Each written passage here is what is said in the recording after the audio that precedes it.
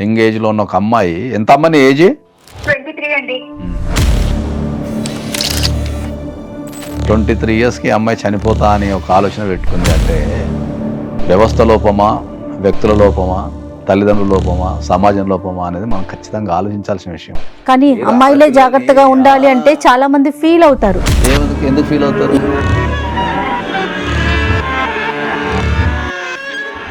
ఎలా జరిగింది, ఏం జరిగింది అంటే నాకు జాబ్ రీజన్ పెట్టి ఊరు వెళ్ళిపోదామని కూడా ఫిక్స్ అయ్యాను. నాకు సూసైడ్ తప్పితే నేను ఆలోచన రావట్లేదు. వివరాలను ఏమైనా గోప్యంగా ఉంచడానికి అలాంటి అవకాశాలు ఏమైనా ఉంటాయా ఇలాంటి ఇష్యూస్ లో? ఉంటాయి, డెఫినెట్లీ ఉంటాయి. ఓకే. ఈ లైంగిక దాడులకు సంబంధించి అమ్మాయిల ఫోటోలు ప్రచారించడానికి కానీ, లేకపోతే ఎఫ్ఐఆర్ లో కూడా పేరు పెట్టడానికి లేదు, అన్నోన్ అని చెప్పి రాస్తున్నారు చాలా విషయాలలో. క్రిమినల్ కేసుకి వెళ్దామని అనేసి అనుకుంటున్నాం కదా, ఎలాంటి చర్యలు తీసుకునే అవకాశం ఉంటుంది నాగేశ్వర్ గారు? ఫిజికల్ రిలేషన్షిప్ అనేది కన్సెంట్ ఉన్నా కూడా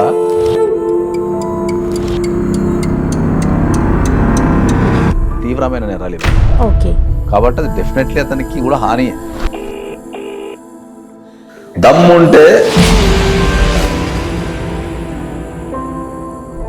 అయ్యో నా చేతులు కాళ్ళు ఆడటం లేదండి, నాకేం అర్థం కావడం లేదు.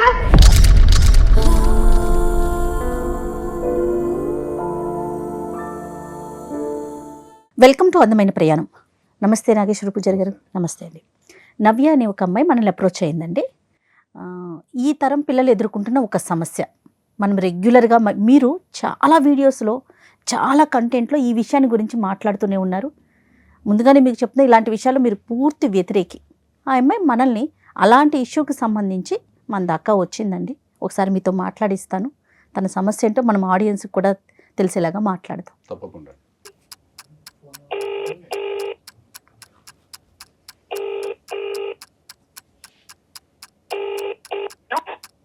హలో, నమస్తే అండి. నవ్య గారా మాట్లాడేది? నమస్తే అండి, నవీన్ మాట్లాడుతున్నాను. ఎవరండి? నేను జయానండి, ఐడ్రీమ్ మీడియా నుంచి మాట్లాడుతున్నాను. నమస్తే అండి. ఎస్ నవ్య, మీరు అందమైన ప్రయాణం ఈ ప్రోగ్రామ్కి మెయిల్ చేశారు కదా?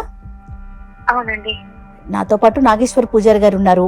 మీరు మీ సమస్య ఏదైతే ఉందో అది క్లియర్గా సార్కి చెప్పండి, దానికి సరైన సొల్యూషన్ సార్ మీకు చెప్తారు. అలాగే అండి, తప్పకుండా. రైట్, మాట్లాడండి. నమస్తే సార్. నమస్తే అమ్మా, గుడ్ మార్నింగ్. గుడ్ మార్నింగ్ అండి. చెప్పమ్మా. ముందు మీ గురించి చెప్పండి నవ్య. నేను బీటెక్ చదివానండి విజయవాడలో. అండ్ హైదరాబాద్ కి వచ్చి ఒక 1 year అవుతుంది. ఇక్కడ జాబ్ చేస్తున్నాను. జాబ్ చేస్తూ అంటే మా నాన్నగారికి ఇష్టం లేదు పంపించడం, కానీ మా అమ్మగారిని ఒప్పించి ఆవిడ మా నాన్నగారిని ఒప్పించి నన్ను ఇక్కడికి పంపించారు. అంటే నా కాళ్ళ మీద నిలబడాలి అన్న వస్తూ ఇక్కడికి వచ్చానండి. ఆ తర్వాత ఇక్కడ ఊరు అక్కడ కాబట్టి ఇక్కడ నాకు సిటీలో తెలిసిన వాళ్ళు కూడా ఎవరు లేరు, ఫ్రెండ్స్ కానీ ఎవరు లేరు. సో నేను ఏం చేశానంటే ఆఫీస్ లో కొలీగ్స్ ఉంటారు కదా, వాళ్ళకి ఇలా హాస్టల్ ఏదైనా ఉంటే చూడండి అని చెప్పి చెప్పానండి. సో వాళ్ళు సో హాస్టల్ సజెస్ట్ చేశారు. అది కోలివింగ్ హాస్టల్ అండి. వాళ్ళు అన్నారు బాగుంటుంది, కొంచెం థ్రిల్లింగ్ ఎంజాయ్ చేయొచ్చు.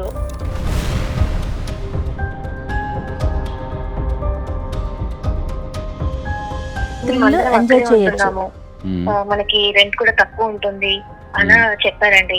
సో నేను వాళ్ళ మాటలో పడి నేను అక్కడే జాయిన్ అయ్యాను హాస్టల్లో. వాళ్ళందరూ కూడా అక్కడే ఉంటున్నారని జాయిన్ అయ్యాను. ఫస్ట్ అయితే రూమ్ లో నేను ఒక్కదాన్నే ఉన్నాను. ఆ తర్వాత సేమ్ నా అలాగే ఇంకొక అబ్బాయి హాస్టల్లో జాయిన్ అయ్యి నా రూమ్ లో ఉన్నాడు. అంటే అది కోలివింగ్ హాస్టల్ కాబట్టి అబ్బాయి అమ్మాయి కలిసి ఉండడం అనేది అక్కడ కామన్ అంట. కొన్ని రోజుల తర్వాత ఇద్దరికి ఫిజికల్ గా అటాచ్ అయ్యాము.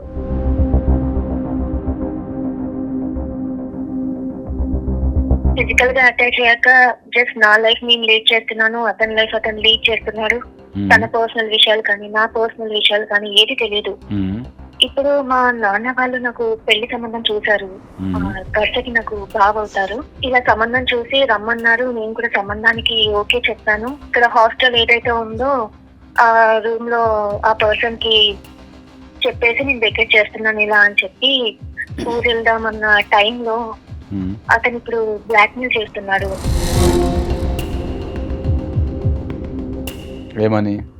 ఇలా మనం ఫిజికల్ గా అటాచ్ అయ్యాం కదా, ఈ ప్రూఫ్స్ అన్ని నా దగ్గర ఉన్నాయి, నువ్వు ఇక్కడే ఉండాలి, ఉమ్, నువ్వు వేరే వాళ్ళని పెళ్లి చేసుకోకూడదు ఇలా అంటున్నాడు. అలాగని తను కూడా పెళ్లి చేసుకోవడానికి సిద్ధంగా లేడు. నిన్ను పెళ్లి చేసుకొని సిద్ధంగా లేదు. లేదు యాక్చువల్లీ మా మధ్య ఏంటంటే ఈ పెళ్లి లవ్ ఇలాంటిది ఏది లేదు. ఇప్పుడు ఈ పెళ్లికి ఓకే చెప్పాక ఇతను నన్ను బ్లాక్ మెయిల్ చేస్తున్నాడు.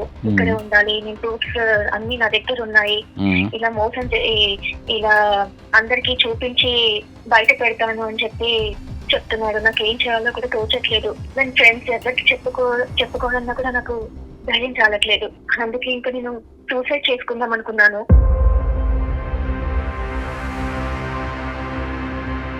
కానీ ఒక లైఫ్ సూసైడ్ చేసుకుందామని అంత దూరం వెళ్ళాక ఒక చిన్న హోప్ ఉంది.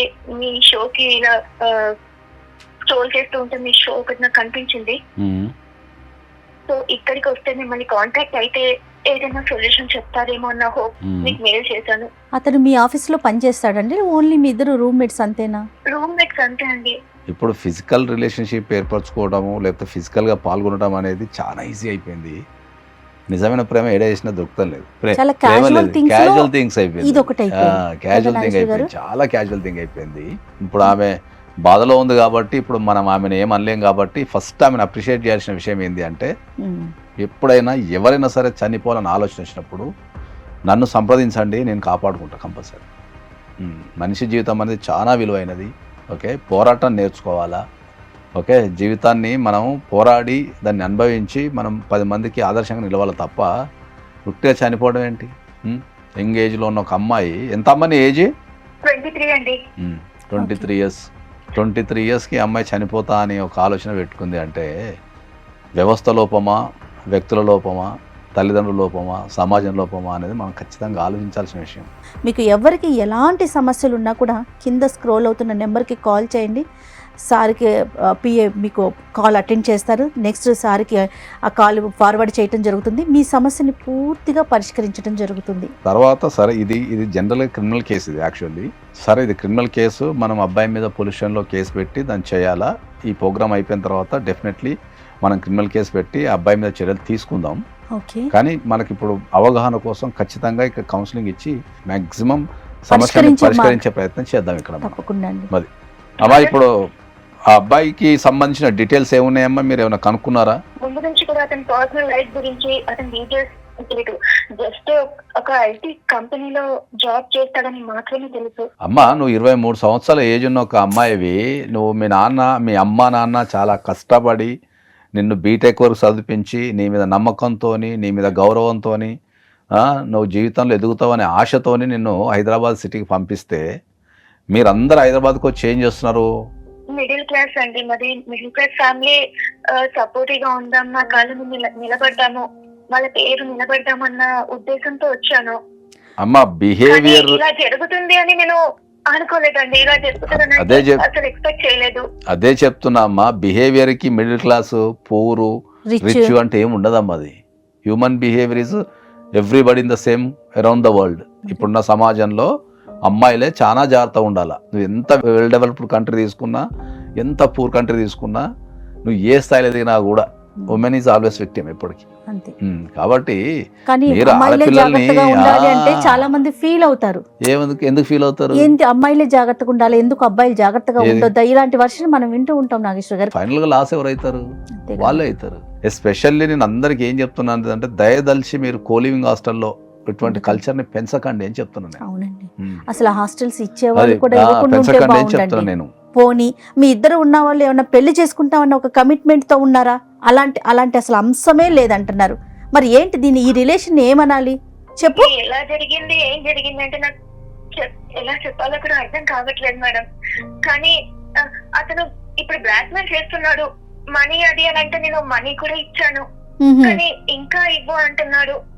ఆల్రెడీ బ్లాక్ మెయిల్ చేయటం. నేను జాబ్ కూడా రిజైన్ పెట్టాను. ఇలా అంతా అవుతుందని చెప్పి జాబ్ రిజైన్ పెట్టి ఊరు వెళ్ళిపోదామని కూడా ఫిక్స్ అయ్యాను. కానీ లాస్ట్ మినిట్ లో తను ఇలా చేస్తుంటే నాకు సూసైడ్ తప్పితే నేను ఆలోచన రావట్లేదు. అమ్మా, ప్రతి ఒక్కరు అమ్మా చూపించాలి, వాళ్ళతో ఎలా చెప్పాలి అన్న. నీకు నచ్చినట్టు నువ్వు చేస్తావు, నీకు నచ్చినట్టు బిహేవ్ చేస్తావు, ఇలా సమస్య రాగానే చచ్చిపోతావు. కథం చచ్చిపోతావు అంటే మేమందరం ఇక్కడ ఖాళీగా ఉండి సపోర్ట్లు కొట్టాలా? అమ్మ ఫస్ట్ నీ ఆలోచన అనేది మార్చుకో. ఫస్ట్ నీ బ్రెయిన్ల నుంచి చనిపోవాలనే విషయాన్ని తీసేయి. నీకు తెలుసో తెలియకో నువ్వున్న ఏజ్లో ఓకే నీకున్న పరిస్థితులను బట్టి నువ్వు ఒక తప్పు చేయాల్సి వచ్చింది. దాన్ని సరిదిద్దుకోవడానికి ప్రయత్నించు తప్ప మాట్లాడితే చచ్చిపోతా అంటే ఏందమ్మా? పోరాటం నేర్చుకో. ఇప్పుడు అమ్మ నాన్నకి ఈ విషయం తెలిస్తే ఎలా రియాక్ట్ అవుతారు అన్న ఆ థాట్ నాకు రావట్లేదు. ఎప్పుడు కూడా తల్లిదండ్రులు పిల్లలకు హాని చేయరమ్మా. ఇది ప్రపంచ సూత్రం. ఇది వాళ్ళు బాధపడతారేమో, వాళ్ళు బాధపడతారు, కొద్దిగా ఆవేశపడతారు, అరే ఇట్లా జరిగిందా అని ఆవేశపడతారు తప్ప ఎప్పుడు కూడా ద ఎండ్ రిజల్ట్ ఆల్వేస్ పిల్లల ఫేవర్లోనే ఉంటుంది. వాళ్ళు ఎన్నో త్యాగాలు చేసి పిల్లల్ని పెంచుతారు కాబట్టి వాళ్ళకి ఆ విలువ తెలుసు. ఒక్కొక్కరు రియాక్ట్ అయ్యే విధానం తేడా ఉంటుంది అంతే. కాబట్టి దాన్ని మీరు అర్థం చేసుకోండి. నాన్నగారు చాలా స్ట్రిక్ట్ గా ఉంటారు. చిన్నప్పటి నుంచి అయినా సరే ఒక సినిమాకి గానీ అలా ఫ్రెండ్స్ తో బయటికి గానీ అలా కూడా పంపించేవారు కాదు. మా అమ్మ ఒప్పిస్తే పంపించారు. ఇప్పుడు ఆయనకు తెలిస్తే ఎలా ఏం చేస్తారన్న భయం కూడా ఉంది. మరి నువ్వు అంత జాగ్రత్తగా ఉండాలి కదా. ఇప్పుడున్న టెక్నాలజీకి ఎంత మంది వీడియోలు తీసుకుంటున్నారు, ప్రతిదీ వీడియోలు తీస్తున్నారు, కెమెరాలు పెడుతున్నారు, బ్లాక్ మెయిల్ చేస్తున్నారు, వాయిస్ రికార్డులు చేస్తున్నారు, ప్రతిదీ ఒక సాక్ష్యం కింద క్రియేట్ చేసుకొని పెట్టుకుంటున్నారు. ఓకే, తేడా వచ్చినప్పుడు అటు వాడేస్తున్నారు. నేను నిజంగా చెప్తున్నా కదా, మీ తల్లిదండ్రుల మీద కనుక నిజమైన ప్రేమ ఉంటే ఎవ్వరు కూడా కోలివింగ్ హాస్టల్ ఉండరు. ఎందుకు చెప్తాను ఇనమ్మా, ఎందుకు చెప్తాను? దమ్ముంటే ఈ కోలివింగ్ హాస్టల్ ఉండే ఏ అమ్మాయి అయినా అబ్బాయి అయినా వాళ్ళ ఇంటికి ఫోన్ చేసి నేను కోలివింగ్ హాస్టల్లో ఉంటున్నాను పర్మిషన్ తీసుకొని ఉండమనండి, అప్పుడు నేను యాక్సెప్ట్ చేస్తాను. ఇప్పుడు ఏం చేద్దాం? కోలివింగ్ హాస్టల్లో ఉన్న వ్యక్తిని మేము చూసుకుంటాం. కానీ నీ భయం వల్ల ఏంటంటే నాకు తెలిసి ఇంట్లో ఏమంటారనే భయంతోనే చచ్చిపోతాం అనుకుంటున్నావు. కాబట్టి నువ్వు ఖచ్చితంగా ఏం చేయంటే ఏంటంటే మీ అమ్మగారి నెంబర్ ఇవ్వండి, ఒకసారి మీ అమ్మగారితో మాట్లాడి నీకు కలిపి మిమ్మల్ని ఇద్దరిని కౌన్సిలింగ్ చేసి మిమ్మల్ని ఇద్దరిని నీ కుటుంబాన్ని కలిపే బాధ్యత మేము తీసుకుంటాము. దాని తర్వాత నెక్స్ట్ లెవెల్లో ఆయన పని పడదాం. అప్పుడు ఎవరైతే నేను బెదిరిస్తున్నారో ఆ పని పడదాం. మా అమ్మగారికి చెప్పాలంటే నాకు ధైర్యం చాలట్లేదు. నేను చెప్పలేను. నేను చెప్పి మీ అమ్మగారిని ఒప్పించే బాధ్యత నాది. నిన్ను మీ కుటుంబంలో మళ్ళీ నీకు ఒక గౌరవప్రదమైన పొజిషన్ ఇచ్చే బాధ్యత నాది. కాబట్టి నువ్వు దాని గురించి ఏం టెన్షన్ పడకు, ఆ బాధ్యత నేను తీసుకుంటా. నాకు మీ అమ్మగారి నెంబర్ ఇవ్వు, నేను మాట్లాడి మళ్ళీ మీ ఇద్దరిని కలుపుతాను నేను. ఓకే అమ్మా, థ్యాంక్ యూ.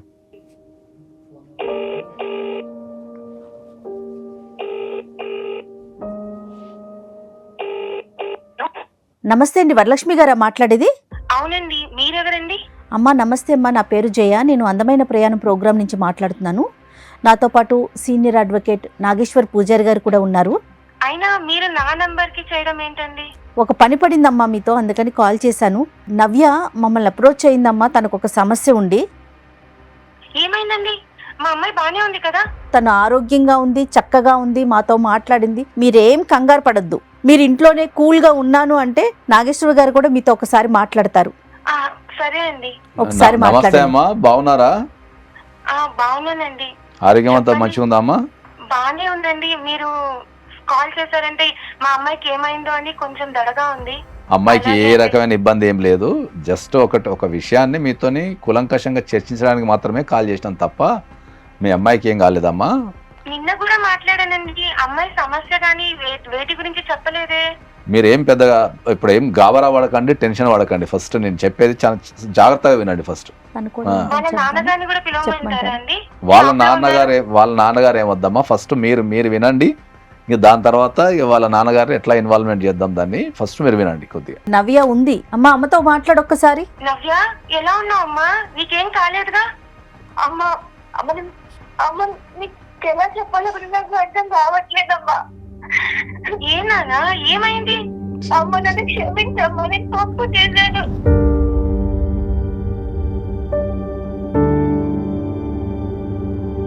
ఏం తప్పు చేసావురా? ఏం తప్పు చేసావు? అమ్మ నీకు ఎలా చెప్పాలో కూడా నాకు అర్థం కావట్లేదమ్మా. వరలక్ష్మి గారు, ఎవరికైనా ఇచ్చి పోగొట్టుకున్నావా? ఏం లేదండి, ఒకసారి సార్ మాట్లాడతారు చూడండి. వరలక్ష్మి గారు చెప్పండి సార్. ఏం లేదమ్మా, మీ అమ్మాయిని మీరు జాబ్ కోసం అని విజయవాడ నుంచి మీరు హైదరాబాద్ పంపించారు. అవునండి. మీ అమ్మాయి హైదరాబాద్ ఏం చేస్తుంది అనేదాన్ని మీరు వెరిఫికేషన్ చేసుకోకుండా మీ అమ్మాయి ఏం చేసిందంటే ఈ హాస్టల్లో లేడీస్ హాస్టల్లో ఉండాల్సిన బదులు ఏం చేసిందంటే కోలివింగ్ హాస్టల్స్ అని ఈ సమాజానికి ఒక దరిద్రంగా తయారైన ఒక విషయం అది. కోలివింగ్ హాస్టల్ అమ్మాయి అబ్బాయి కలిసి ఒకటే రూమ్ లో ఉండటాన్ని కోలివింగ్ హాస్టల్స్ అంటారు హైదరాబాద్ లో. ఎప్పుడు అమ్మాయి పిలిచింది, ఏ హాస్టల్ చూపించింది, రూమ్ చూపించింది. మీ అమ్మాయి మీకు ఏ హాస్టల్ చూపించి ఏ హాస్టల్లో ఉంటుందో చాలా మందికి తెలియదమ్మా. హాస్టల్లో చేరేటప్పుడు పేరు లేదండి, అడిగాను కూడా, ఏంటమ్మా పేరు లేదు అంటే ఇక్కడ అలానే ఉంటాయమ్మా కానీ ఇక్కడ బాగుంటది, భోజనం ఒకసారి తినండి, రూమ్ చూడండి, అన్ని చూపించింది, ఏసీ కూడా ఉందండి. మీరు చూసే కోణం ఒకటి, మీకు అక్కడ కనిపించేది ఇంకోటి. కాబట్టి మీరు మీ అమ్మాయి కోలివింగ్ హాస్టల్లో ఉంది, ఒక పెళ్లి కాని ఒక అమ్మాయి ఒక పెళ్లి కాని ఒక అబ్బాయి ఇద్దరు కలిసి ఒకటే రూమ్ లో ఎట్లుంటారమ్మా? ఈ సమాజం యాక్సెప్ట్ చేస్తుందా? మీరు యాక్సెప్ట్ చేస్తారా? అవును, అలా ఉంటారు. అమ్మాయి ఉంటుందని చెప్పిందిగా అమ్మాయి. లేదు, మీ అమ్మాయితో పాటు అబ్బాయి కూడా ఉంటున్నాడు అనే విషయము మీ అమ్మాయి చెప్పింది మాకు ఇప్పుడు. అయ్యో, అబ్బాయి గురించి ఏం చెప్పలేదండి, రోజు మాట్లాడుతున్నావు, నిన్న కూడా మాట్లాడాను. మరి అదే అంటున్నా, ఇప్పుడు సమస్య ఏంటంటే ఇప్పుడు కూడా కుదిరింది కదండి, ఇప్పుడేంటి కొత్తగా అబ్బాయి అంటున్నారు? అదే అంటున్నా, ఇప్పుడు దాని గురించనే కానీ మేము ఇప్పుడు దాని గురించి మాట్లాడటానికే మీ అమ్మాయి భయపడుతుంది. మీ అమ్మాయి చనిపోతా అని చెప్పేసి ఆమెకు ఒక రకమైన ఆలోచనలు చేస్తున్నాయి. అదృష్టం బాగుండి మాకు కాల్ చేయడం ద్వారా నేను మిమ్మల్ని కాంటాక్ట్ చేసి మీకు అది కౌన్సిలింగ్ అనేది చేయాలని డిసైడ్ అయినాం కాబట్టి మీకు కాంటాక్ట్ చేయడం జరిగింది. అసలు ఏం జరిగిందో నాకేం అర్థం కావట్లేదండి, చాలా కంగారు అవుతుంది. మీరు ఏం కంగారు పడకండి, అమ్మాయి సేఫ్ గానే ఉంది, ఇప్పుడు మీతో మాట్లాడుతుంది కూడా. కాకపోతే ఆ కోలివింగ్ హాస్టల్ ఉండడం ద్వారా అబ్బాయితోని రిలేషన్షిప్ ఏర్పరచుకుంది మీ అమ్మాయి. అంటే చుట్టాలు అవుతారా అండి? ఎవరికి? మీకా? రిలేషన్షిప్ అంటున్నారు. పెళ్లి కాకుండా ఒక వ్యక్తితోని భార్యాభర్తల కింద కోలివింగ్ హాస్టల్లో నివసిస్తుంది. క్లియర్ గా. అయ్యో, క్లియర్. అలా ఉండిద్దండి. ఇప్పుడు ఆ అబ్బాయి ఎప్పుడైతే మీరు పెళ్లి సంబంధం చూసిన తర్వాత పెళ్లి చేస్తాం అనగానే ఆ అబ్బాయికి చెప్పింది హాస్టల్ ఖాళీ చేసి వెళ్ళిపోతున్నా అని చెప్తే, ఇప్పుడు ఆ అబ్బాయి కొద్దిగా ఎదురు తిరిగి అట్లెట్లు వెళ్ళిపోతావు, నువ్వు ఖచ్చితంగా నాతో పాటు ఉండాల్సిందే, మనం ఆ రిలేషన్షిప్ కొనసాగించాల్సిందే, నువ్వు పెళ్లి చేసుకోవడానికి వీలు లేదు అని చెప్పేసి మీ అమ్మాయిని బెదిరించడం జరుగుతున్నది. అయ్యో, నలుగురు నవ్వులు పాలు చేసేసిందిగా.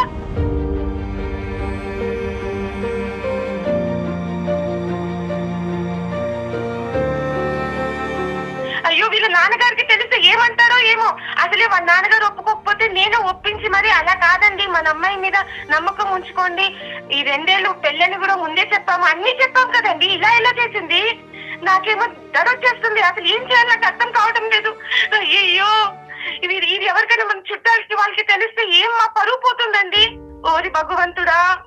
ఇప్పుడు మీ అమ్మాయి డిప్రెషన్ లో ఉంది, భయపడుతుంది, ఆమె చనిపోవడానికి సిద్ధపడ్డది.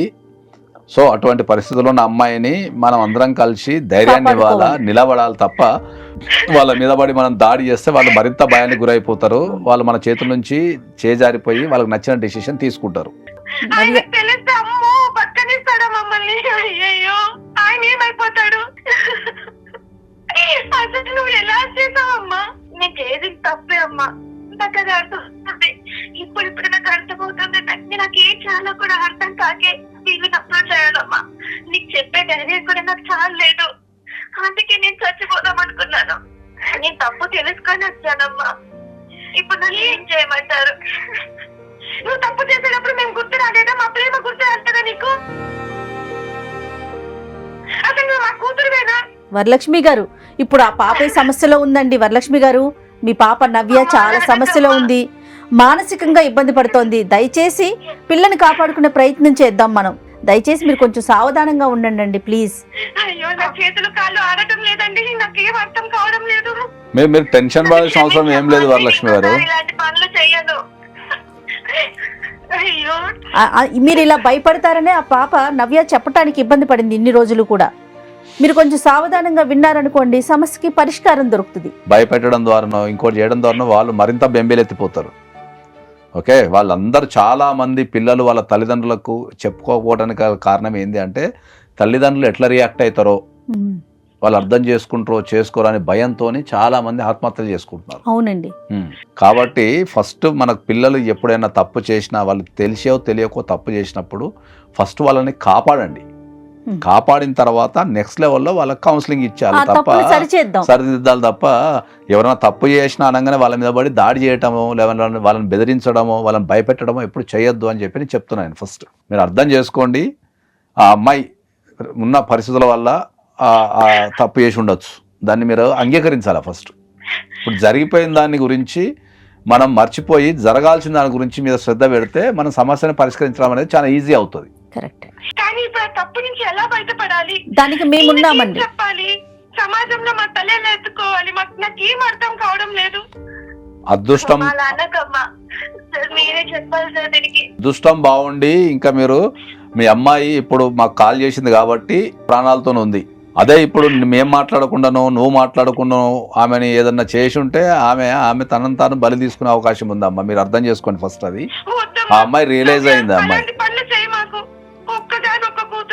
ఆ అమ్మాయి చేయదు, ఎందుకంటే మాకు కాల్ చేసింది కాబట్టి ఆ అమ్మాయి చేయదు. మీరు ఏం టెన్షన్ పడకండి. ఆ అమ్మాయి ఉన్న స్థితిలో మేము ఫస్ట్ హాస్టల్ నుంచి వెకేట్ చేయమని చెప్పండి. నెక్స్ట్ లెవెల్లో మేమే దగ్గరుండి ఓకే ఆ అబ్బాయి మీద పోలీస్ కంప్లైంట్ ఇచ్చి ఆ అబ్బాయిని పోలీస్ స్టేషన్ పిలిపించేసి దానికి సంబంధించిన ఏదైతే లీగల్ చర్యలను తీసుకొని వాటికి సంబంధించిన ఏదైతే వీళ్ళకి ఏమన్నా కమ్యూనికేషన్ ఏమన్నా ఉంటే అవన్నీ ఫోన్ల నుంచి కంపల్సరీ డిలీట్ చేపిస్తాం. ఓకే అవును.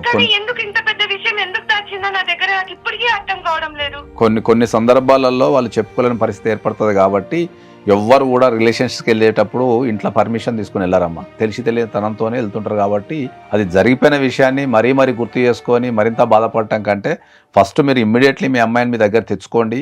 తెచ్చుకున్న తర్వాత ఆమెకి కౌన్సిల్ చేయండి, ధైర్యాన్ని ఇవ్వండి. సరే జరిగిన తప్పేదో జరిగిపోయింది, మేము నిలబడతామని చెప్పండి. ఆమెకు ఒక భరోసాని ఇవ్వండి ఫస్ట్. ఎందుకంటే ఏ మనిషి అయినా సరే ఒక్కసారి డిప్రెషన్లోకి వెళితే ఆ డిప్రెషన్ నుంచి ఆ మనిషిని లాగడానికి చాలా కష్టపడాల్సి వస్తుంది. ఫస్ట్ మనం ఏ మనిషి కూడా డిప్రెషన్లోకి వెళ్లకుండా చూసుకోవాలి. అది ప్రథమ కర్తవ్యం. ఇప్పుడు ఎప్పుడూ నవ్వుతూ చిలాగ్గా ఉండే అమ్మాయి ఇవాళ తన ఆలోచనలు ఏంటంటే చచ్చిపోతే బాగుండు అనే ఆలోచనలోకి వచ్చింది అమ్మాయి. జరిగింది ఏదో జరిగిందమ్మా, నువ్వు ఎటువంటి పిచ్చి పనులు చేసుకోవద్దు, నువ్వు ఇంటికి వచ్చేసాయి. నేను ఎట్లా నాన్నగారికి సర్ది చెప్పుకుంటాను, నువ్వు రా ఫస్ట్. జరిగిపోయిన దాని గురించి నువ్వు కూడా ఎక్కువ ఆలోచించకుండా నేను ఆ అబ్బాయికి సంబంధించి ఏదైతే ఉందో అది చట్టపరమైన చర్యలు నేను తీసుకుంటా, ఒక క్రిమినల్ కేసు పెడతా. ఖచ్చితంగా ఆ అబ్బాయి నీ జీవితంలో మళ్ళీ ఎప్పుడు రాకుండా చూసుకునే బాధ్యత నేను వహిస్తా అమ్మా. ఇక్కడ ఒక చిన్న విషయం నాగేశ్వర గారు, ఇప్పుడు ఆడపిల్ల పెళ్లి కావాల్సిన పిల్ల వాళ్ళకి ఎలాంటి భయం ఉంటుందంటే పోలీస్ స్టేషన్లు కంప్లైంట్లు ఎవరికైనా సహజంగా ఇలా వెళ్తే రేపటి రోజున ఎట్లాగో ఇలాంటి అనుమానం ఉంటుంది కదా, వివరాలను ఏమైనా గోప్యంగా ఉంచడానికి అలాంటి అవకాశాలు ఏమైనా ఉంటాయా? ఇలాంటి ఇష్యూస్లు ఉంటాయి, డెఫినెట్లీ ఉంటాయి. మనకున్న సమస్య తీవ్రతను బట్టి చాలా వరకు అమ్మాయిలకు సంబంధించి సుప్రీంకోర్టు గైడ్లైన్స్ కూడా ఉన్నాయి. ఈ లైంగిక దాడులకు సంబంధించి అమ్మాయిల ఫోటోలు ప్రచారించడానికి కానీ లేకపోతే ఎఫ్ఐఆర్ లో కూడా పేరు పెట్టడానికి లేదు, కంప్లైంట్ పేరు పెట్టడానికి లేకుండా అన్నోన్ అని చెప్పి రాస్తున్నారు. చాలా విషయాలలో గవర్నమెంట్ కానీ చట్టాలు కానీ గోప్యత పాటిస్తున్నాయి. చాలా వరకు సమస్యల తీవ్రతను బట్టి కేసులు కాకుండా పరిష్కరిస్తున్నారు పోలీస్ స్టేషన్లలో కూడా, అది ఉన్న తీవ్రతను బట్టి. కాబట్టి దాని గురించి ఏ అమ్మాయికైనా అన్యాయం జరిగినప్పుడు ధైర్యంగా ఎదుర్కోవడం నేర్చుకోవాలి తప్ప ఈ భయపడి ఇటువంటి చేయటం వల్ల సమస్య మరింత జటిలమవుతుంది. ఒకవేళ ఆ అబ్బాయితో క్రిమినల్ కేసుకి వెళ్దామని అనేసి అనుకుంటున్నాం కదా, ఎలాంటి చర్యలు తీసుకునే అవకాశం ఉంటుంది నాగేశ్వర్ గారు? క్రిమినల్ చర్యలు అంటే ఏంటంటే ఫస్ట్ మనకి ఎఫ్ఐఆర్ చేసి అరెస్ట్ చేసే అవకాశం ఉంటుంది definitely. Even though it is a consent, physical relationship అనేది కన్సెంట్ ఉన్నా కూడా థ్రెటనింగ్ చేయటం, బెదిరించడం, థ్రెటనింగ్ చేయటం, ఎవిడెన్స్ ని వాడుకోవడం అనేది చాలా తీవ్రమైన నేరాలు ఇవన్నీ. కాబట్టి అది డెఫినెట్లీ అతనికి కూడా హానియే, చట్టపరంగా కఠినమైన శిక్షలు పడే అవకాశం ఉంటుంది. కాబట్టి దాన్ని మనం ఖచ్చితంగా ఆయనకు కూడా కౌన్సిలింగ్ ఇచ్చి డీటెయిల్స్ అన్ని కూడా మాకు పంపించమ్మా, తర్వాత సార్ వాళ్ళ టీం కూర్చొని మాట్లాడి దాన్ని ఎలా ముందుకు తీసుకెళ్లాలో చూస్తాం. నువ్వైతే ఆ విషయాన్ని గురించి ఆలోచించొద్దు అండ్ భయపడొద్దు. మీ మాటలు విన్నాక నాకు కొంచెం ధైర్యం వచ్చింది సార్. ఇప్పుడు అమ్మాయి తనే వచ్చేసిద్దిగా, లేకపోతే నేను వాళ్ళ నాన్నగారు వెళ్ళి తీసుకురమ్మంటారా? ఏం లేదమ్మా, అమ్మాయి వచ్చేస్తుంది, మీరేం టెన్షన్ పడకండి. విజయవాడ దగ్గరే కాబట్టి మీరు టికెట్ బుక్ చేసుకుని అమ్మాయి వచ్చేస్తుంది. అమ్మాయిని మాత్రం ఇంట్లో కొద్దిగా జాగ్రత్త చూసుకోండి, ఆమెను ఏ విధంగా మీరు ఇబ్బంది పెట్టకండి. నేను చూసుకుంటాను సార్, జాగ్రత్త చూసుకోండి. మీకు ఏ ఇబ్బంది ఉన్నా మాకు కాల్ చేయండి. అమ్మాయి పేరు మా వివరాలు ఏవి రాకుండా మా కుటుంబాన్ని మీరే కాపాడాలి. ఎక్కడ కూడా ఏం రావమ్మా, మేము చూసుకుంటామమ్మా. ఓకేనా? Thank you sir. Thank you madam. Okay తల్లి నవ్య, నువ్వు జాగ్రత్తగా వచ్చేరా, నువ్వు ఎటువంటి పని చేసుకోవద్దు. నువ్వు లేకపోతే మేము ఏమైపోతామమ్మా. ప్లీజ్ అమ్మా, ఇంకా జాగ్రత్తగా వస్తాను. ఓకే, డోంట్ వరీ, హ్యాపీగా ఇంటికి వెళ్ళిపో ముందు నువ్వైతే. Thank you ma'am. Thank you sir. Okay madam. Okay sir, చట్టాల మీద అవగాహన లేకపోవటం, అటువైపున అబ్బాయికి కూడా ఇప్పుడు అమ్మాయికి ఎంత లేదో రేపు నేను ఇలా బెదిరిస్తున్నాను, ఎటుపోయి ఎటొస్తుందో, నా మీద ఏమన్నా కేసులు పెడతారేమో, ఇలాంటి అవగాహన యువతలో కాస్త తక్కువైందనే అనిపిస్తోంది నాగేశ్వర గారు. తక్కువ కాదు, అసలు యువతలో అవగాహనే లేదు, చట్టాల మీద అవగాహన, చట్టాల మీద జీరో అవగాహన. వాళ్ళు ఎంగేజ్ లో ఉన్నప్పుడు కొన్ని వాళ్ళ మీద ఎఫ్ఐఆర్ అయితే ఆ ఎఫ్ఐఆర్ అనేది వాళ్ళని జీవితాంతం వేటాడుతుంది అనే విషయాన్ని చాలా మంది గుర్తిస్తలేరు. అవునండి. చాలామంది యువత చదువుకునే టైంలో డ్రగ్స్ కేసులనో లేకపోతే సైబర్ క్రైమ్స్ అనో ఇదిగో లేకపోతే రిలేషన్షిప్స్ క్రైమ్స్ అనో కావటం ద్వారా వాళ్ళకు పాస్పోర్ట్ అనేది ఇబ్బంది ఎదురవుతుంది. తర్వాత వాళ్ళు ఏదైనా జాబ్ చేయాలనుకుంటే ఇప్పుడు ప్రతి కంపెనీ బ్యాక్గ్రౌండ్ వెరిఫికేషన్ చేస్తున్నారు. అవునండి, ఇప్పుడు అంతా ఆన్లైన్ అయిపోయింది. ఆ బ్యాక్గ్రౌండ్ వెరిఫికేషన్లో ఏంటంటే క్రైమ్ జరిగింది, ఎఫ్ఐఆర్ ఉందంటే జాబులు ఇస్తాం లేరు, వీసాలకు ప్రాబ్లం అవుతున్నది, ఆ కేసు నుంచి బయటపడటానికి ఆ రిమార్క్ అవుతున్నది, జీవితాంతం రిమార్క్ ఉంటుంది. కాబట్టి నేను అందరికీ ఏం చెప్తున్నా అంటే యంగేజ్లో discipline is the most important thing. ఈ 15 సంవత్సరాల నుంచి 25 సంవత్సరాల మధ్యలో వీళ్ళు ఈ ఏమంటారు క్షణికావేశాలకు కానీ లేకపోతే జీవితం మీద అవగాహన లేకుండా కానీ లేకపోతే వాళ్ళ దృష్టిలో ఎంజాయ్మెంట్ అనుకుని కానీ ఈ డ్రగ్స్కు బానిస కావటమో లేకపోతే మనీ సంపాదించే క్రమంలో సైబర్ క్రైమ్స్కి పాల్పడటమో లేకపోతే ఈ రిలేషన్షిప్స్ పేరు మీద వాళ్ళు ఇబ్బంది పడుతూ ఎదుటి వాళ్ళని ఇబ్బంది పెట్టడం అనేది చాలా తప్పది. కాబట్టి యువతకు నేను ప్రత్యేకంగా చెప్తున్నా ఏంటంటే ఎటువంటి క్రమంలో కూడా మీరు 15 నుంచి 25 సంవత్సరాల మధ్యలో చట్టాన్ని తెలుసుకోండి, చట్టాన్ని పాటించండి, జీవితాన్ని సుఖమయం చేసుకోండి. కేసులు పెట్టుకొని జీవితాన్ని ఖరాబ్ చేసుకుంటే ఒక్కసారి ఎఫ్ఐఆర్ అయితే ఆ రికార్డు ఈ భూమి మీద ఉన్నంతకాలం ఉంటుంది. కాబట్టి ఖచ్చితంగా మీరు యువత అంతా ఖచ్చితంగా గమనించాల్సిన విషయం. కాబట్టి మీరు చాలా జాగ్రత్తగా ఉండండి. మీకు ఏమైనా ఇబ్బంది ఎదురైతే మమ్మల్ని కాంటాక్ట్ చేయండి, మేము సలహాలు సూచనలు 100% ఇస్తాం. రైట్, నమస్తే.